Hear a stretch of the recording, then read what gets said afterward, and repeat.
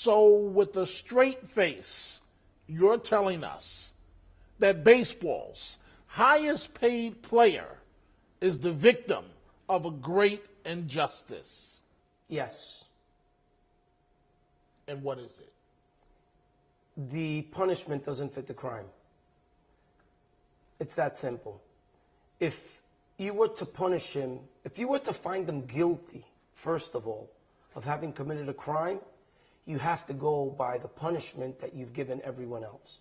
You can't you can't pull a punishment out of a hat and say, you know what, because you are the highest paid baseball player on the planet, you're going to be suspended accordingly.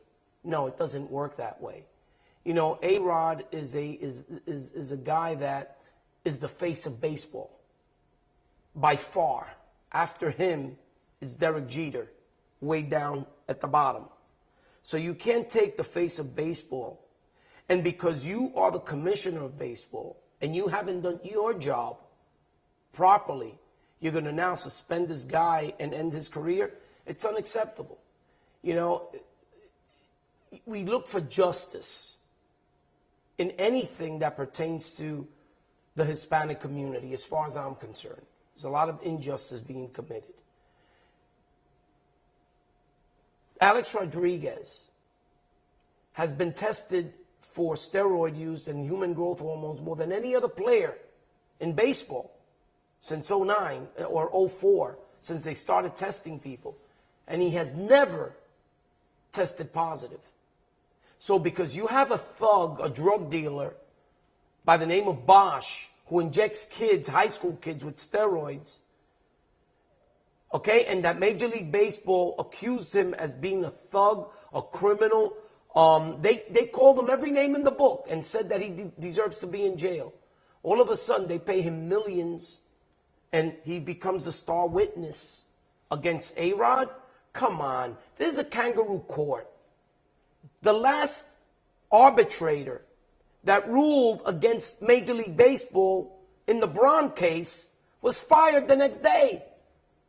So what are you telling the arbitrator? You're going to arbitrate this case, but if you don't rule again, if you don't rule with us, you're going to get fired. That's what's going on up there. It's a lot of theatrics. To many, it sounds like you're playing the race card on behalf of the baseball player. Absolutely not. I'm the last guy that will play the race card. I've never said that this is a racist issue. I've always said it's an injustice. I'm not saying, and I want to make it very clear, not to punish the guy if he is found guilty. I'm not saying, you know what, say, hey, Rod, everything's okay. Absolutely not. If he committed the crime, punish him accordingly. Because you and I have a fist fight and I knock you out, you can't sentence me to 10 years in jail. It doesn't fit the crime. You can sentence me to 3 months in jail, a year in jail.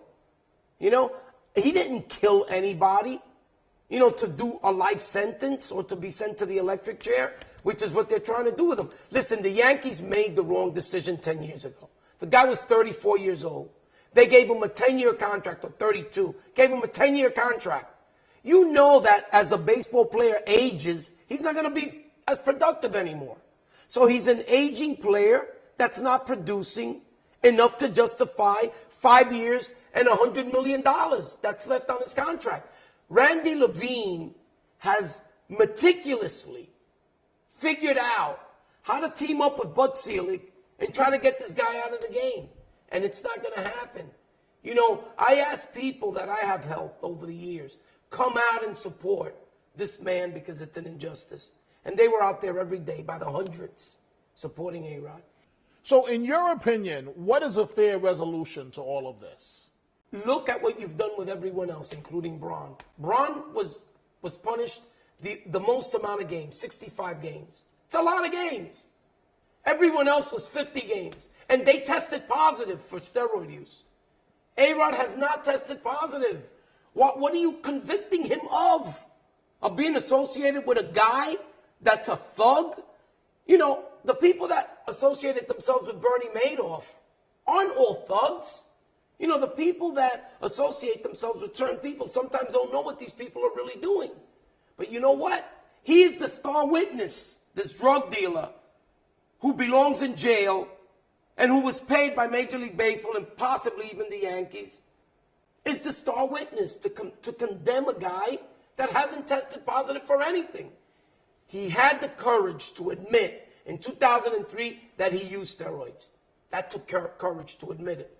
Okay, initially he denied it, but eventually he said, you know what, I did it. They tested him more than any other player after that. He's tested negative. Why are you, taking this one individual, because he was smart enough to negotiate a $275 million 10-year contract, and now you want to destroy him to get out of the contract? That's not right. It's not fair. Do you believe that A-Rod has played his last game as a New York Yankee? I certainly believe not. I hope not. I believe that, he's an asset to the team. I think that he's got a lot more to give.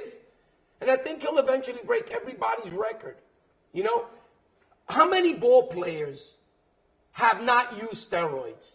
That's the question. And during what era did all this happen? Why is Bud Selig still the commissioner of Major League Baseball? If he were the police commissioner of New York, he would have been fired a long time ago. If he were the mayor, he would have been forced to resign a long time ago. Why is this individual still there? If he presided over the entire scandal, I mean, let's wake up. Let's smell the coffee. We may not like A-Rod because he makes so much money. We may not like him because he's a good-looking dude, 6'3", good-looking dude, has everything and anything he wants. We may not like him for that. But that doesn't mean that you can take the guy and destroy his life, destroy his career. It doesn't work that way. It's unacceptable.